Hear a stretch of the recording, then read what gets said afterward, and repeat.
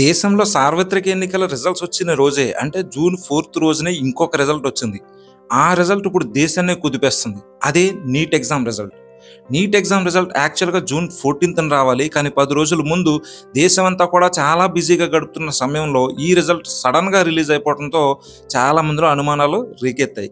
ఇంకా అనుమానాలు రేకెత్తడానికి చాలా కారణాలున్నాయి. ఎట్ ద సేమ్ టైమ్ ఈ నీట్ ఎగ్జామ్ పేపర్ లీక్ అయిందని కూడా న్యూస్ ఉన్నాయి. అండ్ ఈ నీట్ ఎగ్జామ్‌లో మాస్ కాపీయింగ్ జరిగిందని చెప్పేసి కొంతమందిని అదుపులోకి తీసుకోవడం కూడా జరిగింది. అసలు ఇన్ని కాంట్రవర్సీ మధ్యన రిలీజ్ అయిన ఈ నీట్ ఎగ్జామ్ ఏంటి? అసలు ఈ నీట్ ఎగ్జామ్‌లో నిజంగానే స్కామ్ జరిగిందా? స్కామ్ జరిగితే ఎటువంటి స్కామ్ జరిగిందనేది మనం ఈ వీడియోలో చూద్దాం. Hi friends, this is Naveen Chennuri. Welcome back to my channel. NEET అనేది దేశంలోని one of the toughest exam. National eligibility cum entrance test. ఈ ఎగ్జామ్ మెడిసిన్లో సీట్ సాధించాలనుకున్న ప్రతి విద్యార్థి కల. దేశవ్యాప్తంగా ఉన్నటువంటి అన్ని మెడికల్ కాలేజెస్లోకి ఎంబీబీఎస్, డెంటల్ ఇంకా ఆయుష్ ప్రోగ్రామ్స్లోకి వెళ్ళాలనుకుంటున్న విద్యార్థులు ఖచ్చితంగా ఈ ఎగ్జామ్ రాసి తీరాల్సిందే. ఈ ఎగ్జామ్ని ఈ సంవత్సరం 2024లో 24 లక్షల మంది విద్యార్థులు అటెంప్ట్ చేశారంటేనే ఈ ఎగ్జామ్ యొక్క ఇంపార్టెన్స్ని మీరు అర్థం చేసుకోవచ్చు. ఎలా అయితే ఇంజనీరింగ్ చేయాలనుకున్న వాళ్ళకి ఎంసెట్, బిట్స్ పిలాని, విఐటిఈ అలాంటి ఎగ్జామ్స్ ఉంటాయో అలాగే మెడిసిన్ చేయాలనుకున్న వాళ్ళకి అందరికీ కామన్గా ఉన్నటువంటి ఎగ్జామ్ నీట్. అయితే ఈ నీట్ ఎగ్జామ్ అనేది ఇప్పుడు కాంట్రవర్సీ కేర్ ఆఫ్ అడ్రస్గా మారింది. ఎందుకంటే ఇటువంటి టఫెస్ట్ ఎగ్జామ్లో జనరల్గా ఆల్ ఇండియా ఫస్ట్ ర్యాంక్ ఒకరికి లేదా ఇద్దరికి వచ్చే ఛాన్సెస్ ఉంటాయి. అది టిల్ లాస్ట్ ఇయర్ వరకు అదే ట్రెండ్ ఫాలో అయింది. ఈ సంవత్సరం అత్యధికంగా ఆల్ ఇండియా ఫస్ట్ ర్యాంక్ 67 మందికి వచ్చింది. అది కూడా అందులో 8 మంది ఒకే ఎగ్జామ్ సెంటర్లో రాసిన విద్యార్థులకి ఆల్ ఇండియా ఫస్ట్ ర్యాంక్ రావడం అనేది ఇప్పుడు అందరిలో అనుమానాలు రేకెత్తించింది. అసలు ఈ ఎగ్జామ్ తీరుతెన్నులు ఎలా ఉంటాయనేది ఒక్కసారి మనం విశ్లేషిస్తే ఈ ఎగ్జామ్ మొత్తం 720 మార్కులకు ఉంటుంది. 180 క్వశ్చన్స్ ఉంటాయి. ఒక్కొక్క దానికి 4 మార్క్స్, నెగిటివ్ మార్క్ -1 ఉంటుంది. ఇక్కడ ఫస్ట్ వచ్చిన 67 మందికి కూడా ఫుల్ మార్క్స్ అంటే 720 మార్క్స్ వచ్చాయి. అంటే వాళ్ళు 180 క్వశ్చన్స్ కరెక్ట్గా ఆన్సర్ చేశారు. అయితే ఇక్కడ సెకండ్ కాంట్రవర్సీ ఏంటంటే second rank and third rank వచ్చిన వాళ్ళకి వచ్చిన మార్క్స్ 718, 719. ఇక్కడే మొత్తం కాంట్రవర్సీ అంతా కూడా కేంద్రీకృతమైంది. టెక్నికల్గా చూసుకుంటే అసలు ఈ మార్క్స్ అనేవి ఇంపాసిబుల్. ఎనీ కాంబినేషన్లో వాళ్ళు ఎగ్జామ్ ఏ విధంగా రాసినా కూడా ఈ మార్క్స్ వచ్చే ఛాన్స్ లేదు. ఎందుకంటే ఇన్ కేస్ వాళ్ళు ఒక క్వశ్చన్ ఆన్సర్ చేయలేదనుకుంటే వాళ్ళకి వచ్చే మ్యాక్సిమం మార్క్స్ 716 అంటే 716. ఒకవేళ వాళ్ళు ఒక క్వశ్చన్ తప్పు పెట్టి మొత్తం అన్ని ఆన్సర్ చేస్తే కూడా వాళ్ళకి రాగల మ్యాక్సిమం స్కోర్ 715. అటువంటి సందర్భంలో 718, 719 ఎలా వస్తాయనేది బేసిక్ మ్యాథ్స్ వచ్చిన ఎవరికైనా సరే మదిలో పుట్టే ప్రశ్న. ఇది ఇంపాసిబుల్ కేస్. దీనికి ఎన్టీఏ ఆన్సర్ చెప్పాల్సిన పరిస్థితుల్లో మేము కొన్ని చోట్ల ఎగ్జామ్ పెట్టడం లేట్ అయింది, ఆ లేట్ అవడం వల్ల మేము గ్రేస్ మార్క్స్ యాడ్ చేసాము అని, ఆ గ్రేస్ మార్క్స్ యాడ్ చేయడం వల్ల ఈ మార్క్స్ కాంబినేషన్ పాసిబుల్ అయిందని చెప్పేసి ఒక ఆన్సర్ ఇవ్వడం జరిగిందనమాట.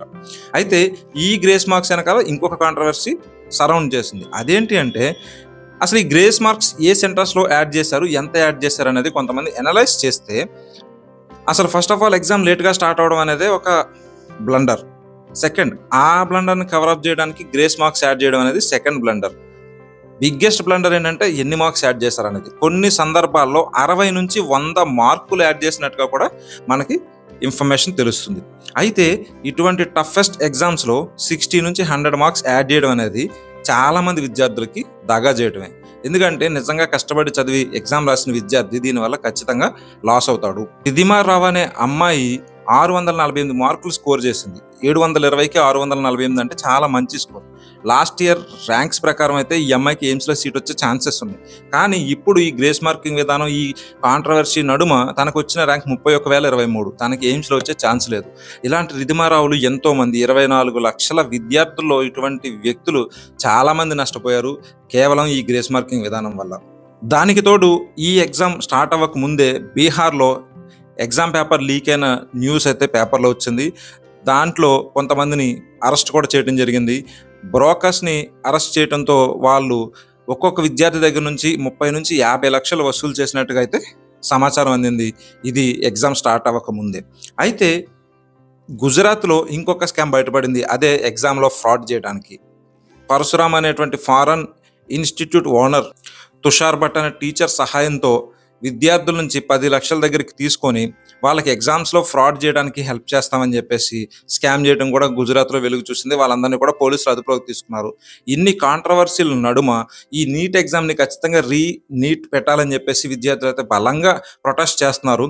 And on top of that June 14న రావాల్సినటువంటి రిజల్ట్ జూన్ 4న ఎప్పుడైతే దేశం మొత్తం కూడా ఈ మీడియా అంతా కూడా ఈ ఎలక్షన్ రిజల్ట్స్ హడావిడిలో ఉంటదో అనుకున్న టైంలో సడన్‌గా రిలీజ్ చేసేయటంతో మీడియా అనేది విద్యార్థుల గోడుని వినకుండా చేయడానికి కూడా ఒక పథకం ప్రకారం జరిగిందా అని విద్యార్థులు ప్రశ్నిస్తున్నారు. అయితే దేశవ్యాప్తంగా ఇప్పుడు ఈ నీట్ ఎగ్జామ్ గురించి చాలా ఆందోళనలు విద్యార్థులైతే చేపడుతున్నారు. కానీ దురదృష్టవశాత్తు మీడియాలో ఆ కవరేజ్ అయితే రావట్లేదు. కారణం ఇప్పుడంతా కూడా పొలిటికల్ సిచ్యువేషన్ గురించి అనాలిసిస్సే నడుస్తూ ఉంది కాబట్టి.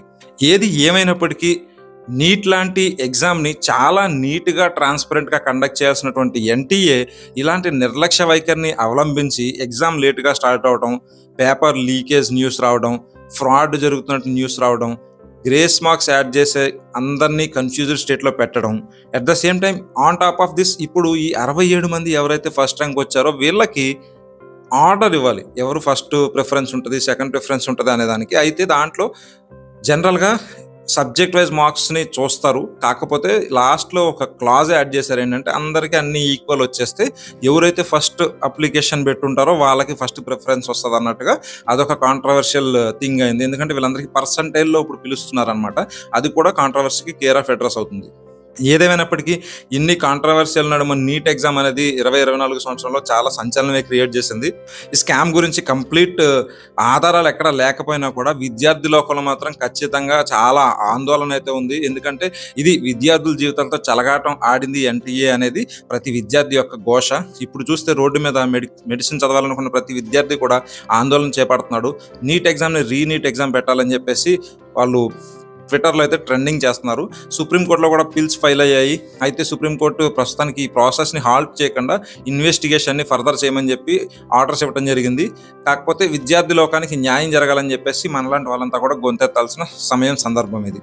ఈ వీడియో మీకు నచ్చినట్లయితే లైక్ చేయండి. ఈ వీడియోని మీ ఫ్రెండ్స్‌తో షేర్ చేయండి. ఛానల్ సబ్స్క్రైబ్ చేయండి. Thank you.